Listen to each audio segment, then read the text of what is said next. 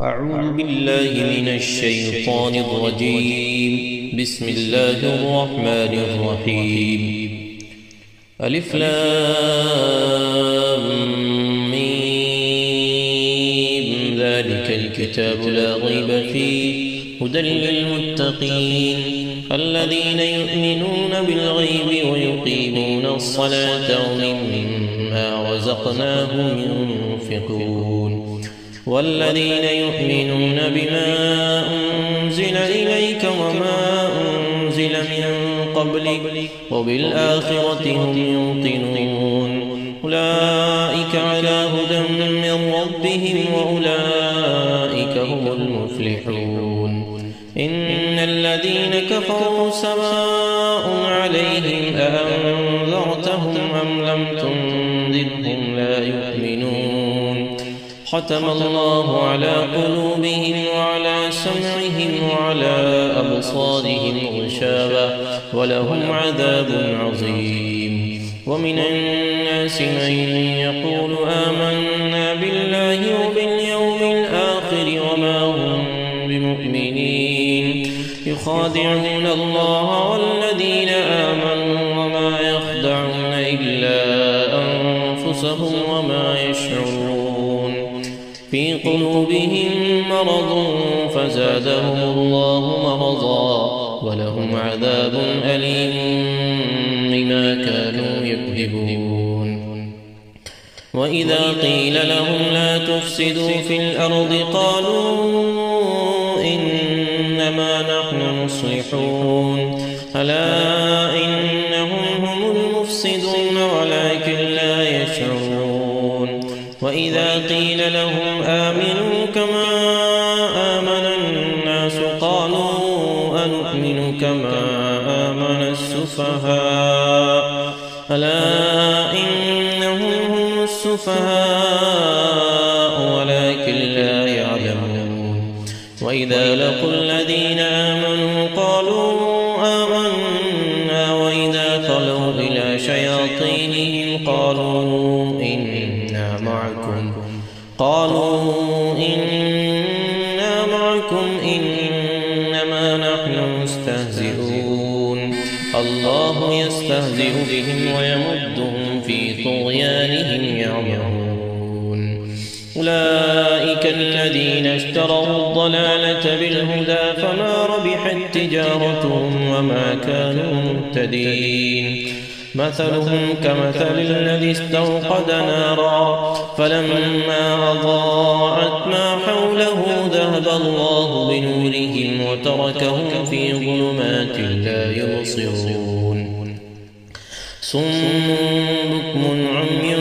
فهم لا يرجعون. أو كصيب من السماء فيه ظلمات ورعد وبرق يجعلون أصابعهم في آذانهم من الصواعق حذر الموت والله محيط بالكافرين. يكاد البرق يخطف أبصارهم كلما أضاء لهم مشوا فيه وإذا أظلم عليهم قاموا ولو شاء الله لذهب بسمعهم وأبصارهم إن الله على كل شيء قدير. يا أيها الناس اعبدوا ربكم الذي خلقكم والذين من قبلكم لعلكم تتقون. الذي جعل لكم الأرض فراشا والسماء بناء وأنزل من السماء ماء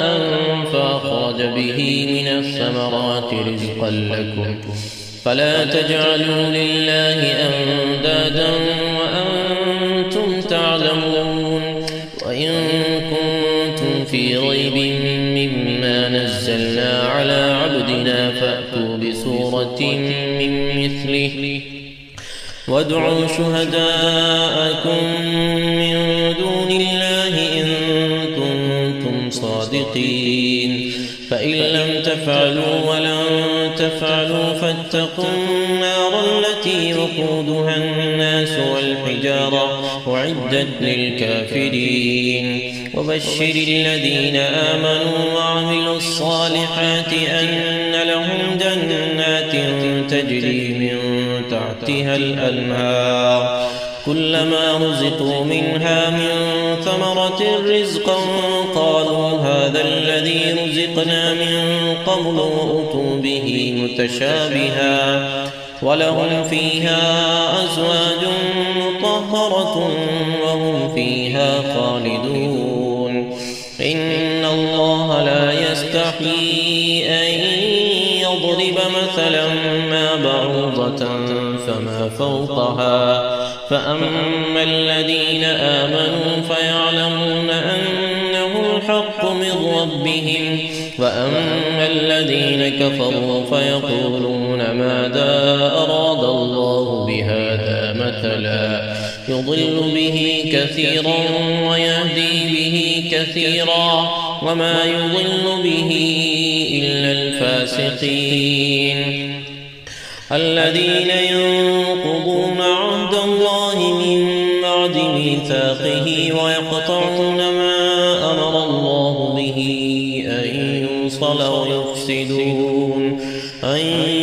ويفسدون في الأرض أولئك هم الخاسرون كيف تكفرون بالله وكنتم أمواتا فأحياكم ثم يميتكم ثم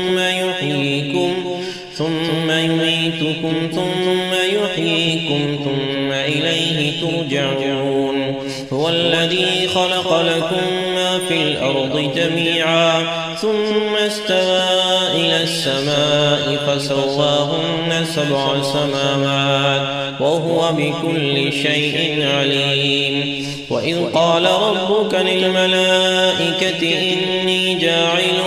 في الأرض خليفة قالوا أتجعل فيها من يفسد فيها ويسفك الدماء ونحن نسبح بحمدك ونقدس لك قال إني أعلم ما لا تعلمون وعلم آدم الأسماء كلها ثم عرضهم على الملائكة فقال أنبئوني بأسماء هؤلاء إن كنتم صادقين قالوا سبحانك لا علم لنا إلا ما علمتنا إنك أنت العليم الحكيم قال يا آدم أنبئهم بأسمائهم فلما أنبأهم بأسمائهم قال ألم أقل لكم إني أعلم غيب السماوات والأرض وأعلم ما تبدون وما كنتم تكتمون وإذ قلنا للملائكة اسجدوا لآدم فسجدوا إلا إبليس وأبى واستكبر وكان من الكافرين وقلنا يا آدم اسكن أنت وزوجك الجنة وكلا منها رغدا حيث شئتما ولا تقربا هذه الشجرة فتكونا من الظالمين فأزلهما الشيطان عنها فأخرجهما مما كانا فيه وقلنا اهبطوا بعضكم لبعض عدو ولكم في الأرض مستقر ومتاع إلى حين فتلقى آدم من ربه كلمات فتاب عليه إنه هو التواب الرحيم قلنا اهبطوا منها جميعا فإما يأتينكم مني هدى فمن تبع هداي فلا خوف عليهم ولا هم يحزنون والذين كفروا وكذبوا بآياتنا أولئك أصحاب النار هم فيها خالدون يا بني إسرائيل اذكروا نعمتي التي أنعمت عليكم وأوفوا بعهدي أوف بعهدكم وإياي فارهبون وآمنوا بما أنزل مصدقا لما معكم ولا تكونوا أول كافر به ولا تشتروا بآياتي ثمنا قليلا وإياي فاتقون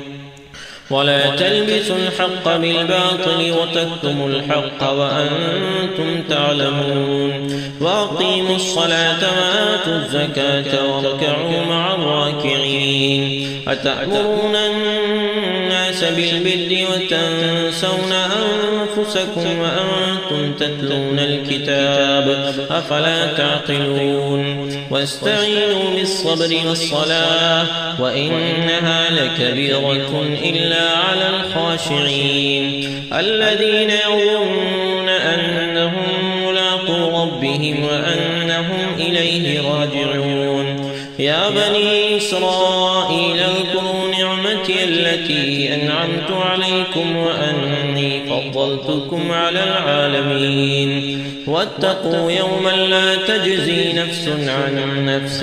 شيئا ولا يقبل منها شفاعة ولا يؤخذ منها عدل ولا هم ينصرون وإذ نجيناكم من آل فرعون يسومونكم سوء العذاب يذبحون أبناءكم ويستحيون نساءكم وفي ذلكم بلاء من ربكم عظيم وإذ فرقنا بكم البحر فأنجيناكم وأغرقنا آل فرعون وأنتم تنظرون وإذ واعدنا موسى 40 ليلة ثم اتخذتم العجل من بعده وأنتم ظالمون ثم عفونا عنكم من بعد ذلك لعلكم تشكرون وإذ آتينا موسى الكتاب والفرقان لعلكم تهتدون وإذ قال موسى لقومه يا قوم إنكم ظلمتم أنفسكم باتخاذكم العجل فتوبوا إلى بارئكم فاقتلوا أنفسكم ذلكم خير لكم عند بارئكم فتاب عليكم إنه هو التواب الرحيم وإذ قلتم يا موسى لن نؤمن لك حتى نرى الله جهرة فأخذتكم الصاعقة وأنتم تنظرون ثم بعثناكم من بعد موتكم لعلكم تشكرون وظللنا عليكم الغمام وأنزلنا عليكم المن والسلوى كلوا من طيبات ما رزقناكم وما ظلمونا ولكن كانوا أنفسهم يظلمون وإذ قلنا ادخلوا هذه القرية فكلوا منها حيث شئتم رغدا وادخلوا الباب سجدا وقولوا حطة نغفر لكم خطاياكم وسنزيد المحسنين فبدل الذين ظلموا قولا غير الذي قيل لهم فأنزلنا على الذين ظلموا رجزا من السماء بما كانوا يفسقون وإذ استسقى موسى لقومه فقل اضرب بعصاك الحجر فانفجرت منه 12 عينا قد علم كل أناس مشربهم كلوا واشربوا من رزق الله ولا تعثوا في الأرض مفسدين وإذ قلتم يا موسى لن نصبر على طعام واحد فادع لنا ربك يخرج لنا مما تنبت الأرض من بقلها وقثائها وفومها وعدسها وبصلها قال أتستبدلون الذي هو أدنى بالذي هو خير اهبطوا مصرا فإن لكم ما سألتم وضربت عليهم الذلة والمسكنة وباءوا بغضب من الله ذلك بأنهم كانوا يكفرون بآيات الله ويقتلون النبيين بغير الحق ذلك بما عصوا وكانوا يعتدون إن الذين آمنوا والذين هادوا والنصارى والصابئين من آمن بالله واليوم الآخر وعمل صالحا فلهم أجرهم عند ربهم ولا خوف عليهم ولا هم يحزنون. وإذا أخذنا ميثاقكم ورفعنا فوقكم الطور خذوا ما آتيناكم بقوة واذكروا ما فيه لعلكم تتقون ثم توليتم من بعد ذلك فلولا فضل الله عليكم ورحمته لكنتم من الخاسرين. ولقد علمتم الذين اعتدوا منكم في السبت فقلنا لهم كونوا قردة خاسئين فجعلناها نكالا لما بين يديها وما خلفها وموعظة للمتقين. وإذ قال موسى لقومه إن الله يأمركم أن تذبحوا بقرة قالوا أتتخذنا هزوا قال أعوذ بالله أن أكون من الجاهلين. قال ادع لنا ربك يبين لنا ما هي قال إنه يقول إنها بقرة لا فارض ولا بكر عوام بين ذلك فافعلوا ما تؤمرون. قال ادع لنا ربك يبين لنا ما لونها قال إنه يقول إنها بقرة صفراء فاقع لونها تسر الناظرين.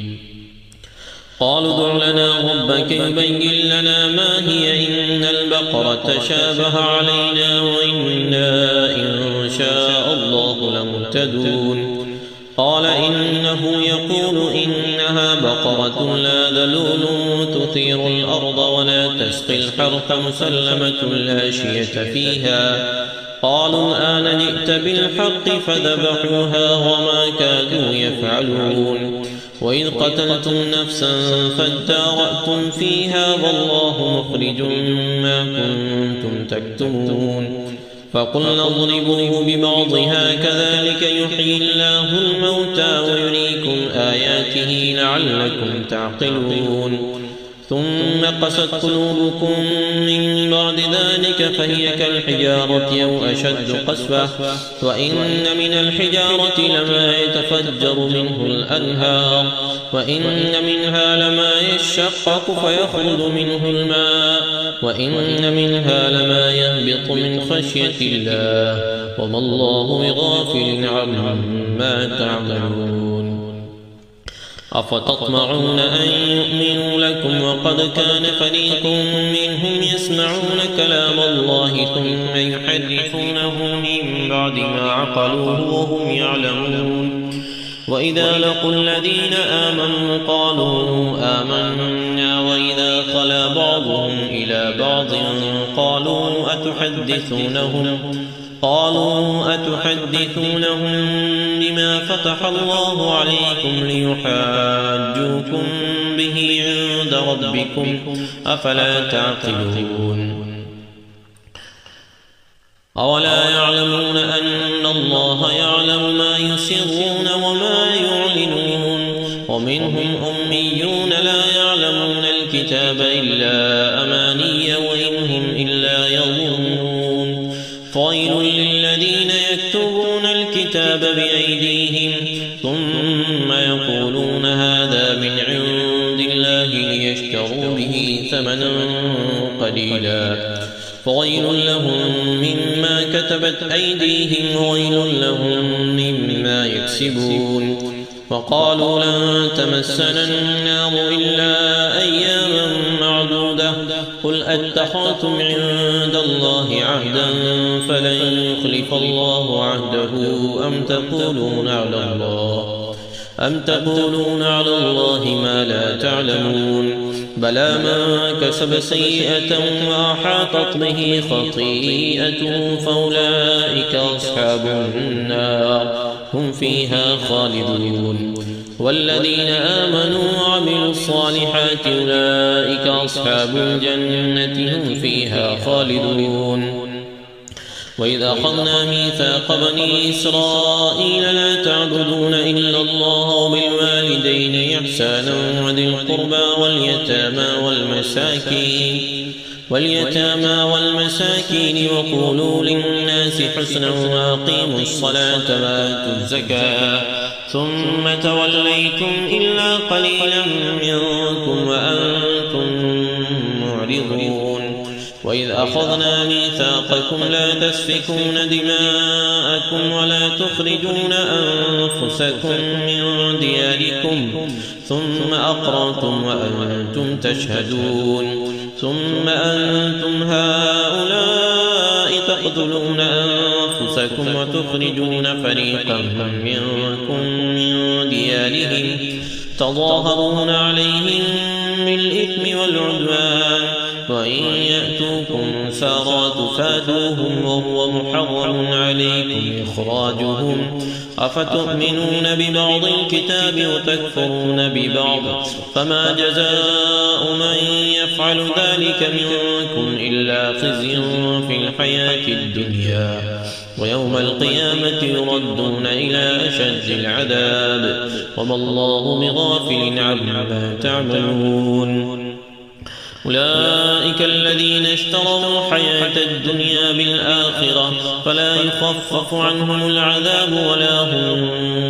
ينصرون ولقد آتينا موسى الكتاب وقفينا من بعده بالرسل وآتينا عيسى ابن مريم البينات وأيدناه بروح القدس أفكلما جاءكم رسول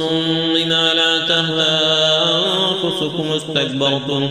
ففريقا كذبتم وفريقا تقتلون فقالوا قلوبنا غلف بل لعنهم الله بكفرهم فقليلا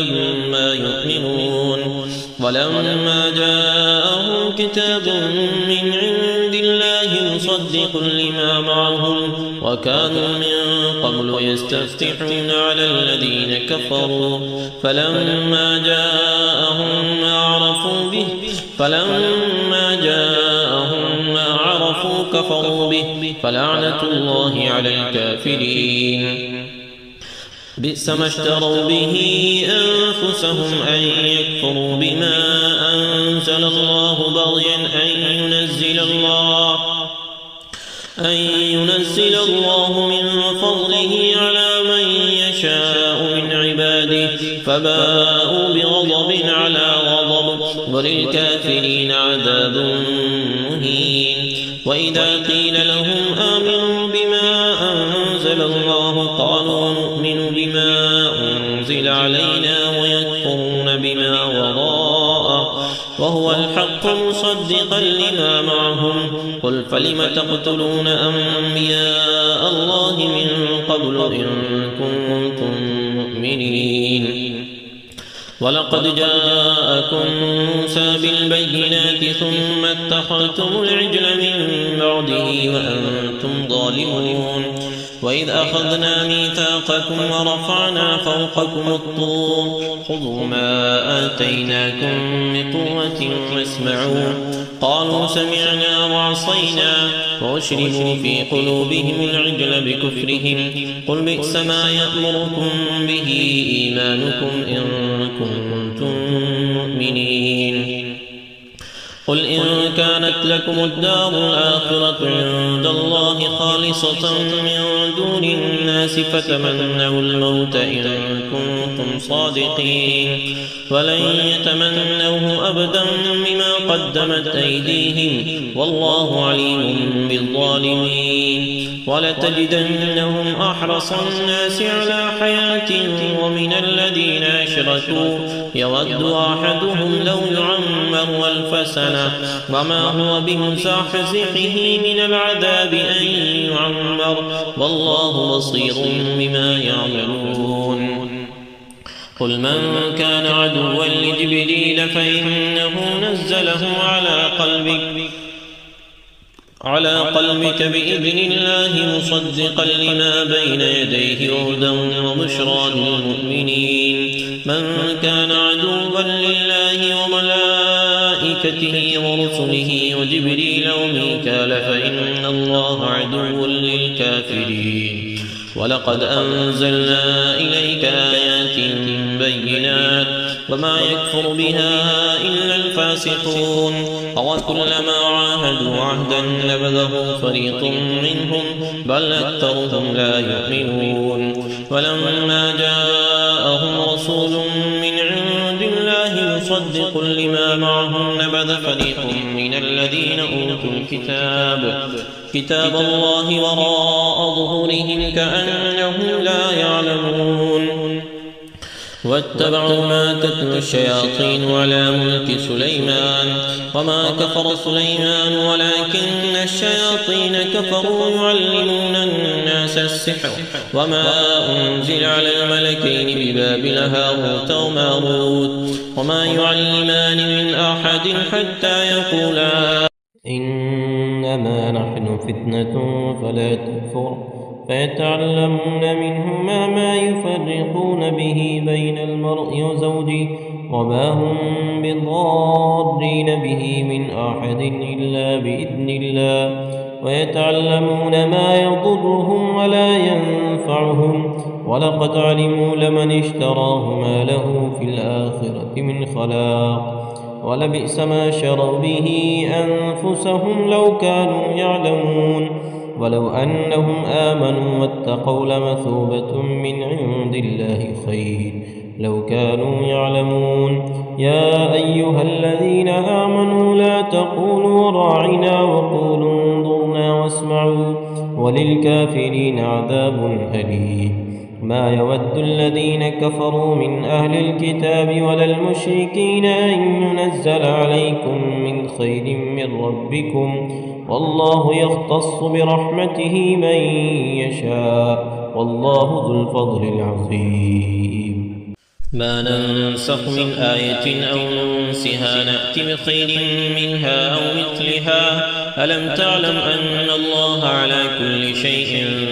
قدير ألم تعلم أن الله له ملك السماوات والأرض وما لكم من دون الله من ولي ولا نصير أم تريدون أن تسألوا رسولكم كما سئل موسى من قبل ومن يتبدل الكفر بالإيمان فقد ضل سواء السبيل ود كثير من أهل الكتاب لو يردونكم من بعد إيمانكم كفارا حسدا من عند أنفسهم من بعد ما تبين لهم الحق فاعفوا واصفحوا حتى يأتي الله بأمره إن الله على كل شيء قدير فأقيموا الصلاة وآتوا الزكاة وما تقدموا لأنفسكم من خير تجدوه عند الله إن الله بما تعملون بصير فقالوا لن يدخل الجنة إلا من كان هودا أو نصارى تلك أمانيهم قل هاتوا برهانكم إن كنتم صادقين بلى من أسلم وجهه لله وهو محسن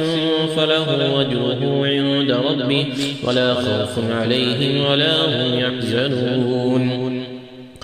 وقالت اليهود ليست النصارى على شيء وقالت النصارى ليست اليهود على شيء وهم يتلون الكتاب كذلك قال الذين لا يعلمون مثل قولهم فالله يحكم بينهم يوم القيامة فيما كانوا فيه يختلفون ومن أظلم ممن منع مساجد الله أن يذكر فيها اسمه وسعى في خرابها أولئك ما كان لهم أن يدخلوها إلا خائفين لهم في الدنيا خزي ولهم في الآخرة عذاب عظيم ولله المشرق والمغرب فأينما تولوا فثم وجه الله إن الله واسع عليم فقالوا اتخذ الله ولدا سبحانه بل له ما في السماوات والأرض كل له قانتون بديع السماوات والأرض وإذا قضى أمرا فإنما يقول له كن فيكون وقال الذين لا يعلمون لولا يكلمنا الله أو تأتينا آية كذلك قال الذين من قبلهم مثل قولهم تشابهت قلوبهم قد بينا الآيات لقوم يوقنون إنا أرسلناك بالحق بشيرا ونذيرا ولا تسأل عن أصحاب الجحيم ولن ترضى عنك اليهود ولا النصارى حتى تتبع ملتهم قل إن هدى الله هو الهدى ولئن اتبعت أهواءهم بعد الذي جاءك من العلم ما لك من الله من ولي ولا نصير الذين آتيناهم الكتاب يتلونه حق تلاوته أولئك يؤمنون به ومن يكفر به فأولئك هم الخاسرون يا بني إسرائيل اذكروا نعمتي التي أنعمت عليكم وأني فضلتكم على العالمين واتقوا يوما لا تجزي نفس عن نفس شيئا ولا يقبل منها عدل ولا تنفعها شفاعة ولا هم ينصرون وإذ ابتلى إبراهيم ربه بكلمات فأتمهن قال إني جاعلك للناس إماما قال ومن ذريتي قال لا ينال عهد الظالمين وإذ جعلنا البيت مثابة للناس وأمنا واتخذوا من مقام إبراهيم مصلى وعهدنا إلى إبراهيم وإسماعيل أن طهرا بيتي للطائفين والعاكفين والركع السجود وإذ قال إبراهيم رب اجعل هذا بلدا آمنا وارزق أهله من الثمرات من آمن منهم بالله واليوم الآخر قال ومن كفر فأمتعه قليلا ثم أضطره إلى عذاب النار وبئس المصير وإذ يرفع إبراهيم القواعد من البيت وإسماعيل ربنا تقبل منا إنك أنت السميع العليم ربنا واجعلنا مسلمين لك ومن ذريتنا أمة مسلمة لك وأرنا مناسكنا وتب علينا إنك أنت التواب الرحيم ربنا وابعث فيهم رسولا منهم يتلو عليهم آياتك ويعلمهم الكتاب والحكمة ويزكيهم إنك أنت العزيز الحكيم ومن يرغب عن ملة إبراهيم إلا من سفه نفسه ولقد اصطفيناه في الدنيا وإنه في الآخرة لمن الصالحين إذ قال له ربه أسلم قال أسلمت لرب العالمين ووصى بها إبراهيم بنيه ويعقوب يا بني إن الله اصطفى لكم الدين فلا تموتن إلا وأنتم مسلمون أم كنتم شهداء إذ حضر يعقوب الموت إذ قال لبنيه ما تعبدون من بعدي قالوا نعبد إلهك وإله آبائك إبراهيم وإسماعيل وإسحاق إلها واحدا ونحن له مسلمون تلك أمة قد خلت لها ما كسبت وعليها ما اكتسبت ربنا لا تؤاخذنا وعليها ما اكتسبت تلك أمة قد خلت لها ما كسبت ولكم ما كسبتم ولا تسألون عما كانوا يعملون وقالوا كونوا هودا أو نصارى تهتدوا قل بل ملة إبراهيم حنيفا وما كان من المشركين قولوا آمنا بالله وما أنزل إلينا وما أنزل إلى إبراهيم وإسماعيل وإسحاق ويعقوب والأسباط وما أوتي موسى وعيسى وما أوتي النبيون من ربهم لا نفرق بين أحد منهم ونحن له مسلمون فإن آمنوا بمثل ما آمنتم به فقد اهتدوا وإن تولوا فإنما هم في شقاق فسيكفيكهم الله هو السميع العليم صبغة الله ومن أحسن من الله صبغة ونحن له عابدون قل أتحاجوننا في الله وهو ربنا وربكم ولنا أعمالنا ولكم أعمالكم ونحن له مخلصون أم تقولون إن إبراهيم وإسماعيل وإسحاق ويعقوب والأسباط كانوا هودا أو نصارى قل أنتم أعلم أم الله ومن أظلم ممن كتم شهادة عنده من الله وما الله بغافل عما تعملون تلك أمة قد خلت لها ما كسبت ولكم ما كسبتم ولا تسألون عما كانوا يعملون سيقول السفهاء من الناس ما ولاهم عن قبلتهم التي كانوا عليها قل لله المشرق والمغرب يهدي من يشاء إلى صراط مستقيم وكذلك جعلناكم أمة وسطا لتكونوا شهداء على الناس ويكون الرسول عليكم شهيدا وما جعلنا القبلة التي كنت عليها إلا لنعلم من يتبع الرسول ممن ينقلب على عقبيه وإن كانت لكبيرة إلا على الذين هدى الله وما كان الله ليضيع إيمانكم إن الله بالناس لرؤوف رحيم قد نرى تقلب وجهك في السماء فلنولينك قبلة ترضاها فول وجهك شطر المسجد الحرام وحيث ما كنتم فولوا وجوهكم شطره وإن الذين أوتوا الكتاب ليعلمون أنه الحق من ربهم وما الله بغافل عما يعملون ولئن أتيت الذين أوتوا الكتاب بكل آية ما تبعوا قبلتك وما أنت بتابع قبلتهم وما بعضهم بتابع قبلة بعض ولئن اتبعت أهواءهم من بعد ما جاءك من العلم إنك إذا لمن الظالمين الذين آتيناهم الكتاب يعرفونه كما يعرفون أبناءهم وإن فريقا منهم ليكتمون الحق وهم يعلمون الحق من ربك فلا تكونن من الممتنين ولكل وجهة هو موليها فاستبقوا الخيرات أينما تكونوا يأت بكم الله جميعا إن الله على كل شيء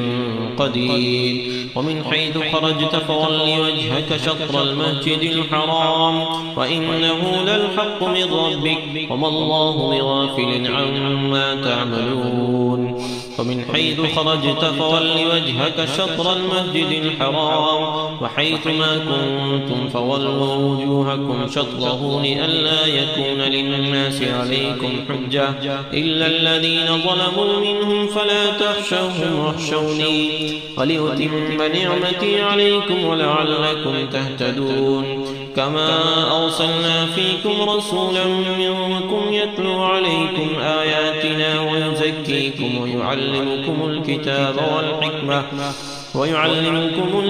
والحكمة ويعلمكم ما لم تكونوا تعلمون فاذكروني أذكركم واشكروا لي ولا تكفرون يا أيها الذين آمنوا استعينوا بالصبر والصلاة إن الله مع الصابرين ولا تقولوا لمن يقتل في سبيل الله أموات بل أحياء ولكن لا تشعرون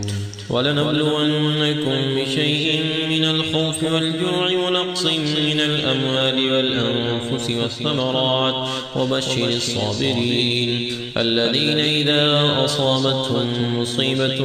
قالوا إنا لله وإنا إليه راجعون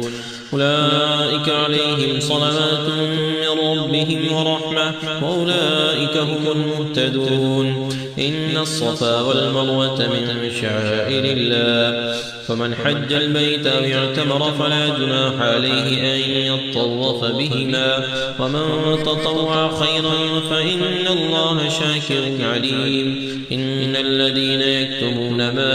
أنزلنا من البينات والهدى من بعد ما بيناه للناس في الكتاب أولئك يلعنهم الله ويلعنهم اللاعنون إلا الذين تابوا وأصلحوا وبينوا فأولئك أتوب عليهم وأنا التواب الرحيم.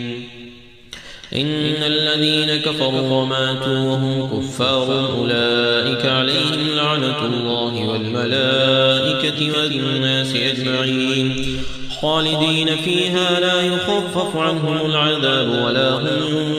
ينظرون. وإلهكم إله واحد لا إله إلا هو الرحمن الرحيم. إن في خلق السماوات والأرض واختلاف الليل والنهار والفلك التي تجري في البحر بما ينفع الناس وما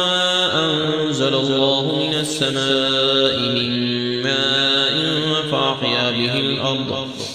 فأحيا به الأرض بعد موتها وبث فيها من كل دابة وتصريف الرياح والسحاب المسخر بين السماء والأرض لآيات لقوم يعقلون. ومن الناس من يتخذ من دون الله أندادا يحبونهم كحب الله والذين آمنوا أشد حبا لله. ولو يرى الذين ظلموا إذ يرون العذاب أن القوة لله جميعا وأن الله شديد العذاب. استبرأ الذين اتبعوا من الذين اتبعوا ورأوا العذاب وتقطعت بهم الأسباب. وقال الذين اتبعوا لو أن لنا كرة فنتبرأ منهم كما تبرأوا منا كذلك يريهم الله أعمالهم حسرات عليهم وما هم بخالدين من النار. يا أيها الناس كلوا مما في الأرض حلالا طيبا ولا تتبعوا خطوات الشيطان إنه لكم عدو مبين. إنما يأمركم بالسوء والفحشاء وأن تقولوا على الله ما لا تعلمون. وإذا قيل لهم اتبعوا ما أنزل الله قالوا بل نتبع ما ألفينا عليه آباءنا أولو كان آباؤهم لا يعقلون شيئا ولا يهتدون. ومثل الذين كفروا كمثل الذي ينعق بما لا يسمع إلا دعاء ونداء صم بكم عمي فهم لا يعقلون. يا أيها الذين آمنوا كلوا من طيبات ما رزقناكم واشكروا لله إن كنتم إياه تعبدون. إنما حرم عليكم الميتة والدم ولحم الخنزير وما أهل به لغير الله فمن اضطر غير باغ ولا عاد فلا إثم عليه إن الله غفور رحيم. إن الذين يكتمون ما أنزل الله من الكتاب ويشترون به ثمنا قليلا أولئك ما يأكلون في بطونهم إلا النار ولا يكلمهم الله يوم القيامة ولا يزكيهم ولهم عذاب أليم. أولئك الذين اشتروا الضلالة بالهدى والعذاب بالمغفرة فما أصبرهم على النار ذلك بأن الله نزل الكتاب بالحق وإن الذين اختلفوا في الكتاب لفي شقاق بعيد. ليس البر أن تولوا وجوهكم قبل المشرق والمغرب ولكن البر من آمن بالله واليوم الآخر والملائكة والكتاب والنبيين وآتى المال على حبه ذوي القربى واليتامى والمساكين وابن السبيل والسائلين وفي الرقاب وأقام الصلاة وآتى الزكاة والموفون بعهدهم إذا عاهدوا والصابرين في البأساء والضراء وحين البأس أولئك الذين صدقوا وأولئك هم المتقون. يا أيها الذين آمنوا كتب عليكم القصاص في القتلى الحر بالحر والعبد بالعبد والأنثى بالأنثى فمن عفي له من أخيه شيء فاتباع بالمعروف وأداء إليه بإحسان ذلك تخفيف من ربكم ورحمة فمن اعتدى بعد ذلك فله عذاب أليم. ولكم في القصاص حياة يا أولي الألباب لعلكم تتقون. كتب عليكم إذا حضر أحدكم الموت إن ترك خيرا الوصية للوالدين والأقربين بالمعروف حقا على المتقين فمن بدله بعدما سمعه فإنما إثمه على الذين يبدلونه إن الله سميع عليم. فمن خاف من موص جنفا أو إثما فأصلح بينهم فلا إثم عليه إن الله غفور رحيم. يا أيها الذين آمنوا كتب عليكم الصيام كما كتب على الذين من قبلكم لعلكم تتقون أياما معدودات فمن كان منكم مريضا أو على سفر فعدة من أيام أخر وعلى الذين يطيقونه فدية طعام مسكين فمن تطوع خيرا فهو خير له وأن تصوموا خير لكم إن كنتم تعلمون. شهر رمضان الذي أنزل فيه القرآن هدى للناس وبينات من الهدى والفرقان فمن شهد منكم الشهر فليصم ومن كان مريضا أو على سفر فعدة من أيام أخر يريد الله بكم اليسر ولا يريد بكم العسر ولتكملوا العدة ولتكبروا الله على ما هداكم ولعلكم تشكرون. وإذا سألك عبادي عني فإني قريب أجيب دعوة الداعي إذا دعاني فليستجيبوا لي وليؤمنوا بي لعلهم يرشدون. أحل لكم ليلة الصيام الرفث إلى نسائكم هن لباس لكم وأنتم لباس لهن علم الله أنكم كنتم تختارون أنفسكم فتاب عليكم وعفى عنكم فالآن باشروهن وابتغوا ما كتب الله لكم وكلوا واشربوا حتى يتبين لكم الخيط الأبيض من الخيط الأسود من الفجر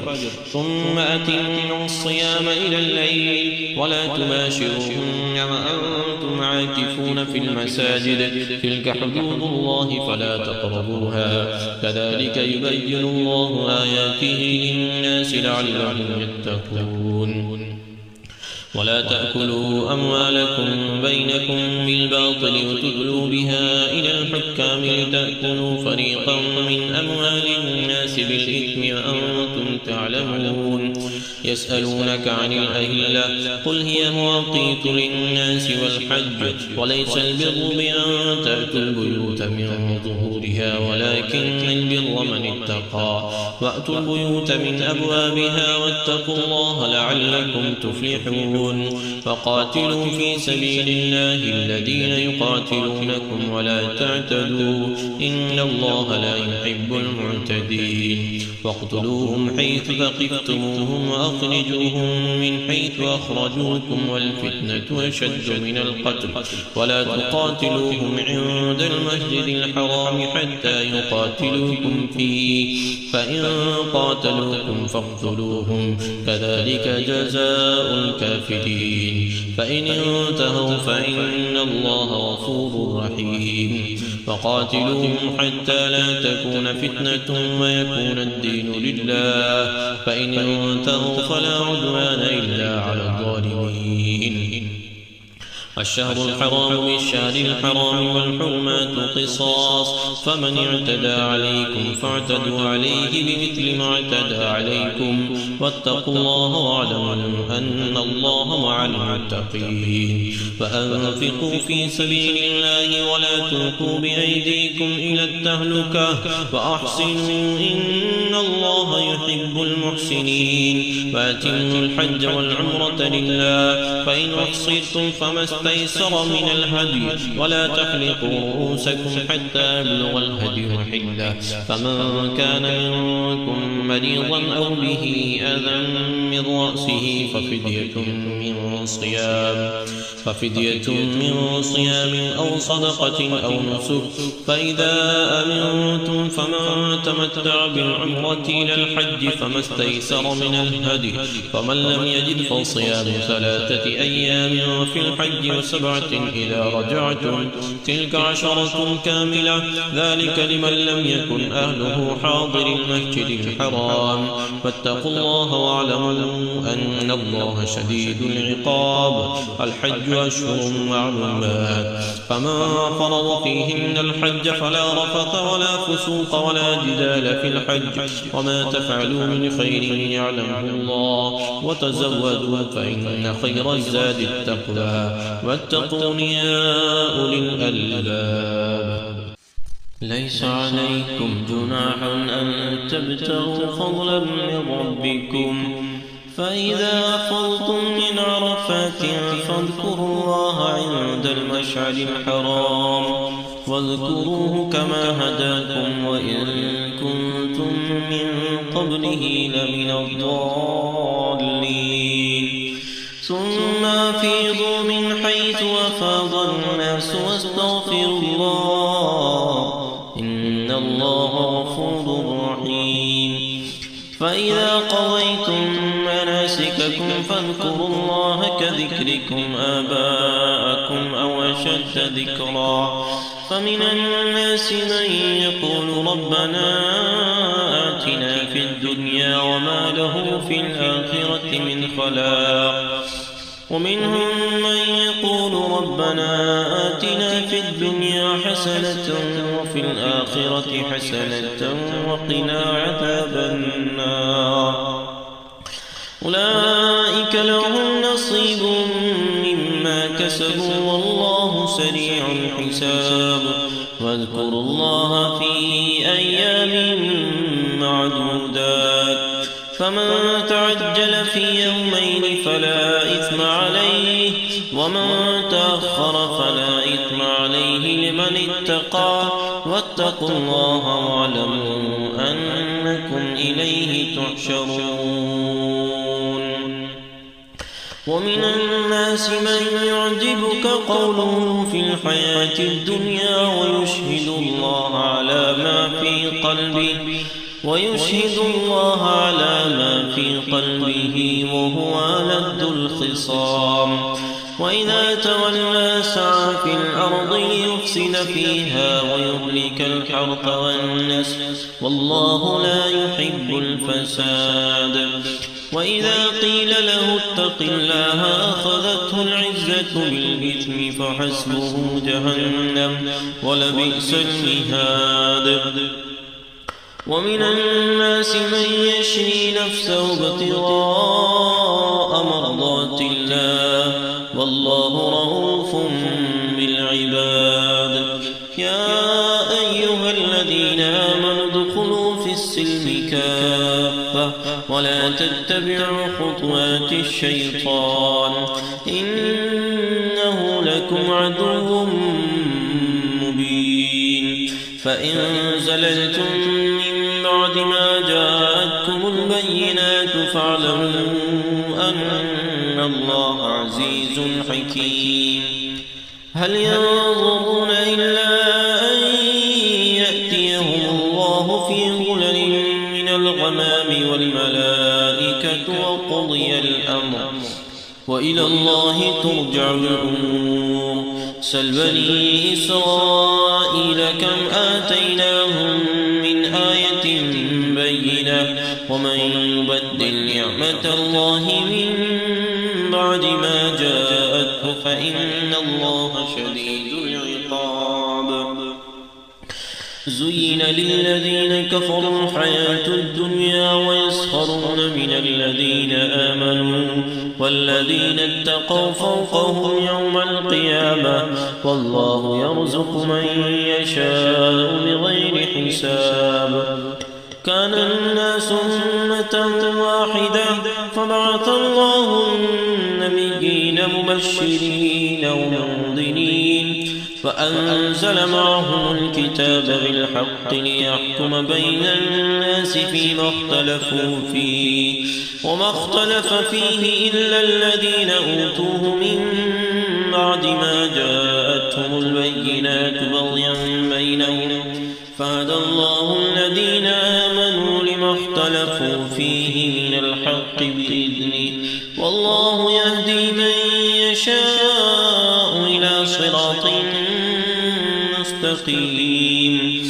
أم حسبتم أن تدخلوا الجنة ولما يأتكم مثل الذين خلوا من قبلكم مستهم البأساء والضراء وزلزلوا حتى يقول الرسول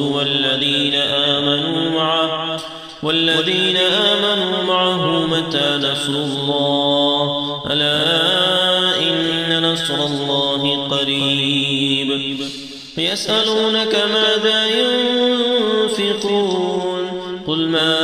أنفقتم من خير فللوالدين والأقربين واليتامى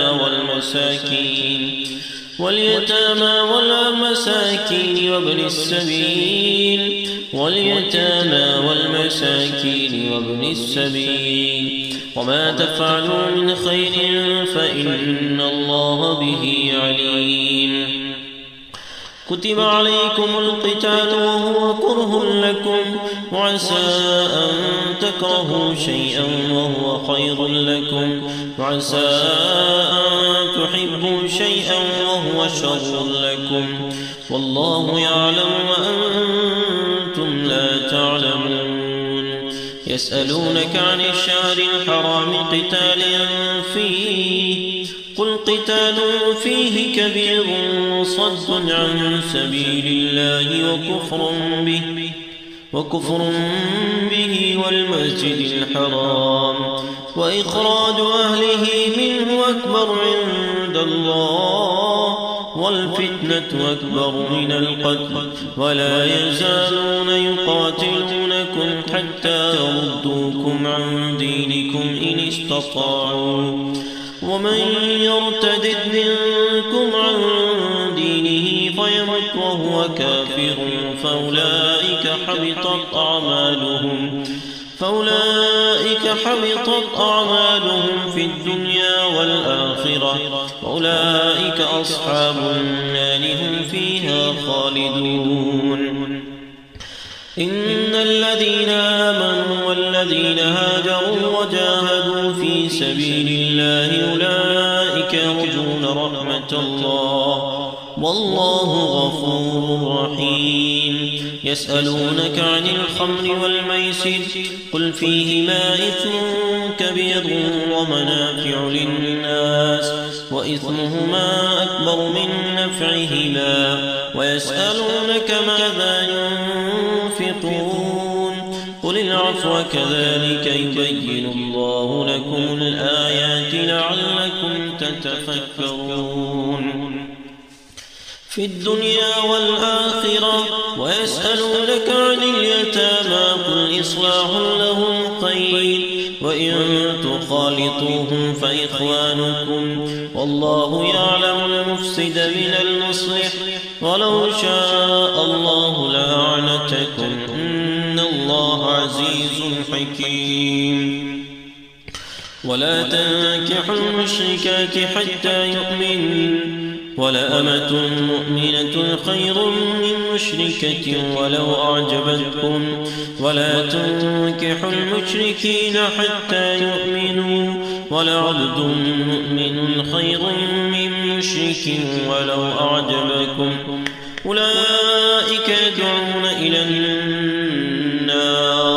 والله يدعو إلى الجنة والمغفرة بإذنه ويبين آياته للناس لعلهم يتذكرون ويسألونك عن المحيض قل هو أذى فاعتزلوا النساء في المحيض ولا تقربوهن حتى يطهرن فإذا تطهرن فأتوهن من حيث أمركم الله إن الله يحب التوابين ويحب المتطهرين نساؤكم حرث لكم فأتوا حرثكم أنى شئتم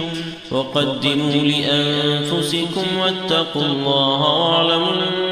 أنكم ملاقوه وبشر المؤمنين ولا تجعلوا الله عرضة لأيمانكم أن تبروا وتتقوا وتصلحوا بين الناس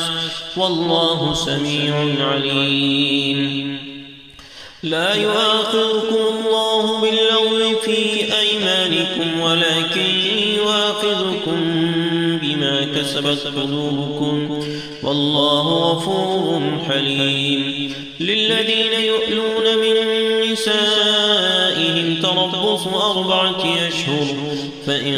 فاءوا فإن الله غفور رحيم وإن عزموا الطلاق فإن الله سميع عليم والمطلقات يتربصن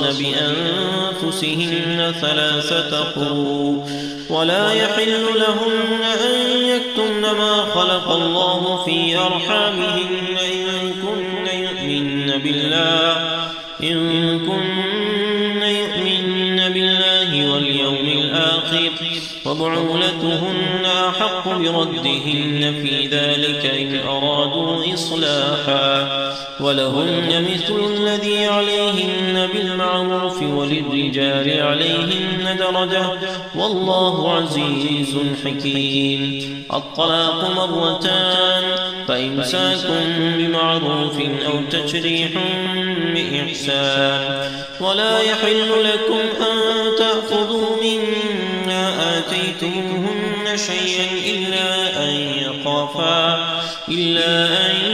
يخافا ألا يقيما حدود الله فإن خفتم ألا يقيما حدود الله فلا جناح عليهما فيما افتدت به تلك حدود الله فلا تعتدوها ومن يتعد حدود الله فأولئك هم الظالمون فإن طلقها فلا تحل له من بعد حتى تنكح زوجا غيره فإن طلقها فلا جناح عليهما أن يتراجعا إن ظنا أن يقيما حدود الله وتلك حدود الله يبينها لقوم يعلمون وإذا طلقتم النساء فبلغن أجلهن فأمسكوهن بمعروف أو سرحوهن بمعروف ولا تمسكوهن ضرارا لتعتدوا ومن يفعل ذلك فقد ظلم نفسه ولا تتخذوا آيات الله هزوا واذكروا نعمة الله عليكم وما أنزل عليكم من الكتاب والحكمة يعظكم به واتقوا الله واعلموا أن الله بكل شيء عليم وإذا طلقتم النساء فبلغن أجلهن فلا تعذروهن أن ينكحن أزواجهن إذا تراضوا بينهم بالمعروف وإن ذلك يوعظ به من كان منكم يؤمن بالله واليوم الآخر ذلكم أزكى لكم وأطهر والله يعلم وأنتم لا تعلمون والوالدات يرضعن أولادهن حولين كاملين لمن أراد أن يتم الرضاعة وعلى المولود له رزقهن وكسوتهن بالمعروف لا تكلف نفس إلا وسعها لا تضار والدة بولدها ولا مولود له بولده وعلى الوارث مثل ذلك فإن أرادا فصالا عن تراض منهما وتشاور فلا جناح عليهما وإن أردتم أن تسترضعوا أولادكم فلا جناح عليكم إذا سلمتم ما آتيتم بالمعروف واتقوا الله واعلموا أن الله بما تعملون بصير والذين يتوفون منكم ويذرون أزواجا يتربصن بأنفسهن 4 أشهر وعشرا فإذا بلغن أجلهن فلا جناح عليكم فيما فعلن في أنفسهن بالمعروف والله بما تعملون خبير ولا جناح عليكم فيما عرضتم به من خطبة النساء أو أكننتم في أنفسكم علم الله أنكم ستذكرونهن ولكن لا تواعدوهن سرا إلا أن تقولوا قولا معروفا ولا تعزموا عقدة النكاح حتى يبلغ الكتاب أجله واعلموا أن الله يعلم ما في أنفسكم فاحذروه واعلموا أن الله غفور حليم لا جناح عليكم إن طلقتم النساء ما لم تمسوهن أو تفرضوا لهن فريضة ومتعوهن على الموسع قدره وعلى المقتر قدره متاعا بالمعروف حقا على المحسنين وإن طلقتموهن من قبل أن تمسوهن أو قد فرضتم لهن فريضة فنصف ما فرضتم إلا أن يعفون أو يعفو الذي بيده عقدة النكاح وأن تعفوا أقرب للتقوى ولا تنسوا الفضل بينكم إن الله بما تعملون بصير حافظوا على الصلاة والصلاة الوسطى وقوموا لله قانتين فإن خفتم فرجالا أو ركبانا فإذا أمنتم فاذكروا الله كما علمكم ما لم تكونوا تعلمون والذين يتوفون منكم ويذرون أزواجا وصية لأزواجهم متاعا إلى الحول غير إخراج فإن خرجن فلا جناح عليكم فيما فعلن في أنفسهن من معروف والله عزيز حكيم وللمطلقات متاع بالمعروف حقا على المتقين كذلك يبين الله لكم آياته لعلكم تعقلون ألم تر إلى الذين خرجوا من ديارهم وهم ألوف حذر الموت فقال لهم الله موتوا ثم أحياهم إن الله لذو فضل على الناس ولكن أكثر الناس لا يشكرون وقاتلوا في سبيل الله واعلموا أن الله سميع عليم من ذا الذي يقرض الله قرضا حسنا فيضاعفه له أضعافا كثيرة والله يقبض ويبسط وإليه ترجعون ألم تر إلى الملأ من بني إسرائيل من بعد موسى إذ قالوا لنبي له ابعث لنا ملكا نقاتل في سبيل الله قال هل عسيتم إن كتب عليكم القتال ألا تقاتلوا قالوا وما لنا ألا نقاتل في سبيل الله وقد أخرجنا من ديارنا وأبنائنا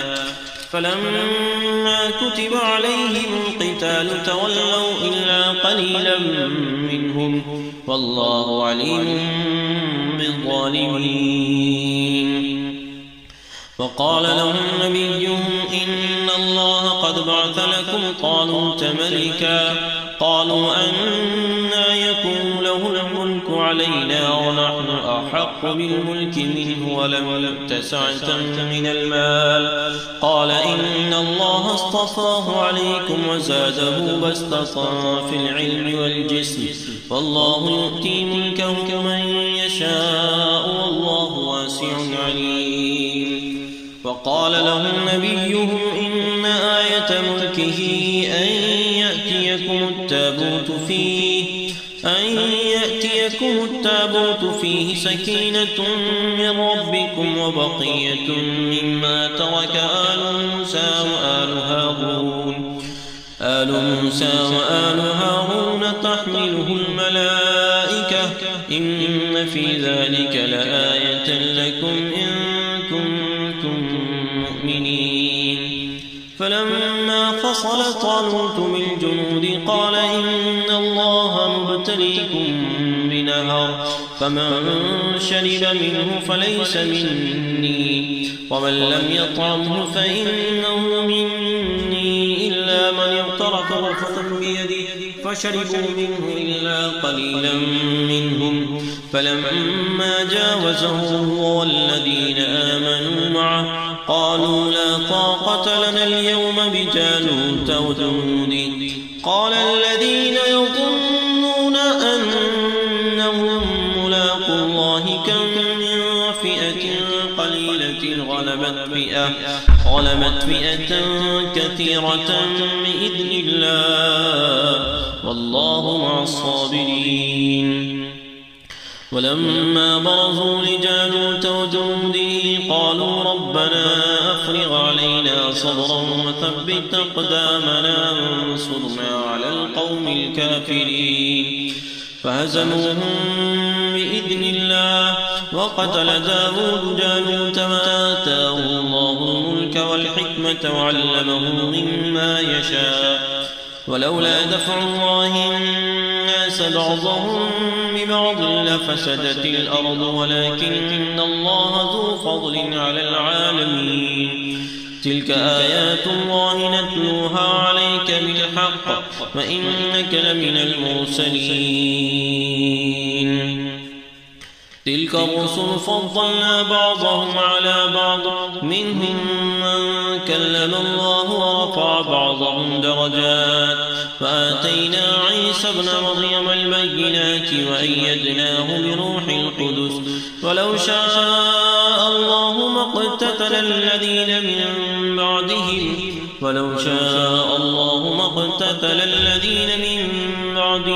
من بعد ما جاءتهم البينات ولكن اختلفوا فمنهم من آمن ومنهم من كفر ولو شاء الله ما اقتتلوا ولكن الله يفعل ما يريد. يا أيها الذين آمنوا أنفقوا مما رزقناكم من قبل أن يأتي يوم لا بيع فيه ولا قلة ولا شفاعة والكافرون هم الظالمون. الله لا إله إلا هو الحي القيوم لا تأخذه سنة ولا نوم له ما في السماوات وما في الأرض من ذا الذي يشفع عنده إلا بإذنه يعلم ما بين أيديهم وما خلفهم ولا يحيطون بشيء من علمه إلا بما شاء وسع كرسيه السماوات والأرض ولا يؤوده حفظهما وهو العلي العظيم. لا إكراه إكراه في الدين قد تبين الرشد من الغي فمن يكفر بالطاغوت ويؤمن بالله فقد استمسك بالعروة الوثقى لا انفصام لها والله سميع عليم الله ولي الذين آمنوا يخرجهم من الظلمات إلى النور والذين كفروا أولياؤهم الطاغوت يخرجونهم من النور إلى الظلمات أولئك أصحاب النار هم فيها خالدون ألم تر إلى الذي حاج إبراهيم في ربه أن آتاه الله الملك إذ قال إبراهيم ربي الذي يحيي ويميت قال أنا أحيي وأميت قال إبراهيم فإن الله يأتي بالشمس من المشرق فأت بها من المغرب فمحت الذي كفر والله لا يهدي القوم الظالمين أو كالذي مر على قرية وهي خاوية على عروشها قال أنى يحيي هذه الله بعد موتها فأماته الله 100 عام ثم بعثه قال كم لبثت قال لبثت يوما أو بعض يوم قال بل لبثت 100 عام فانظر إلى طعامك وشرابك لم يتسنه وانظر إلى حمارك ولنجعلك آية للناس وانظر إلى العظام كيف ننشدها ثم نكسوها لحما فلما تبين له قال أعلم أن الله على كل شيء قدير وإذ قال إبراهيم رب أرني كيف تحيي الموتى قال أولم تؤمن قال بلى ولكن ليطمئن قلبي قال فخذ 4 من الطير فصرهن إليك ثم اجعل على كل جبل منهن جزءا ثم ادعهن يأتينك سعيا واعلم أن الله عزيز حكيم مثل الذين ينفقون أموالهم في سبيل الله كمثل حبة أنبتت 7 سنابل في كل سنبلة 100 حبة والله يضاعف لمن يشاء والله واسع عليم الذين ينفقون أموالهم في سبيل الله ثم لا يتبعون ما أنفقوا منا ولا أذى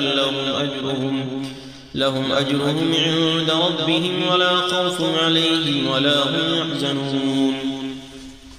قول معروف ومغفرة خير من صدقة يتبعها أذى والله غني حليم يا أيها الذين آمنوا لا تبطلوا صدقاتكم بالمن والأذى كالذي ينفق ماله رياء الناس ولا يؤمن بالله واليوم الآخر فمثله كمثل صفوان عليه تراب فأصابه وابل فتركه صلدا لا يقدرون على شيء مما كسبوا والله لا يهدي القوم الكافرين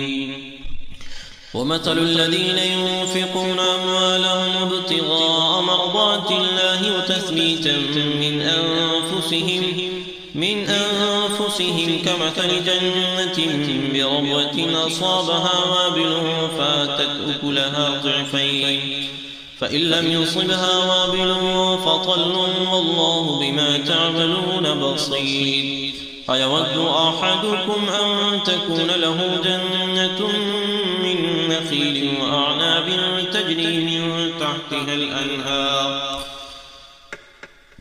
تجري من تحتها الأنهار له فيها من كل الثمرات وأصابه الكبر وله ذرية ضعفاء فأصابها إعصار فيه نار فاحترقت كذلك يبين الله لكم الآيات لعلكم تتفكرون يا أيها الذين آمنوا أنفقوا من طيبات ما كسبتم ومما أخرجنا لكم من الأرض ولا تيمموا الخبيث منه تنفقون ولستم بآخذيه إلا أن تغمضوا فيه واعلموا أن الله غني حميد. الشيطان يعدكم الفقر ويأمركم بالفحشاء والله يعدكم مغفرة منه وفضلا والله واسع عليم. يؤتي الحكمة من يشاء ومن يؤت الحكمة فقد أوتي خيرا كثيرا وما يذكر إلا أولو الألباب. فما أنفقتم من نفقة أو نذرتم من نذر فإن الله يعلمه وما للظالمين من أنصار. إن تبدوا الصدقات فنعما هي وإن تخفوها وتؤتوها الفقراء فهو خير لكم ويكفر عنكم من سيئاتكم والله بما تعملون خبير. ليس عليك هداهم ولكن الله يهدي من يشاء وما تنفقوا من خير فلأنفسكم وما تنفقون إلا ابتغاء وجه الله وما تنفقوا من خير يوفى إليكم وأنتم لا تظلمون. للفقراء الذين أحصروا في سبيل الله لا يستطيعون ضربا في الأرض يحسبهم الجاهل أغنياء من التعفف تعرفهم بسيماهم لا يسألون الناس إلحافا وما تنفقوا من خير فإن الله به عليم. الذين ينفقون أموالهم بالليل والنهار سرا وعلانية فلهم أجرهم عند ربهم ولا خوف عليهم ولا هم يحزنون. الذين يأكلون الربا لا يقومون إلا كما يقوم الذي يتخبطه الشيطان من المس ذلك بأنهم قالوا إنما البيع مثل الربا فأحل الله البيع وحرم الربا. فمن جاءه موعظة من ربه فانتهى فله ما سلف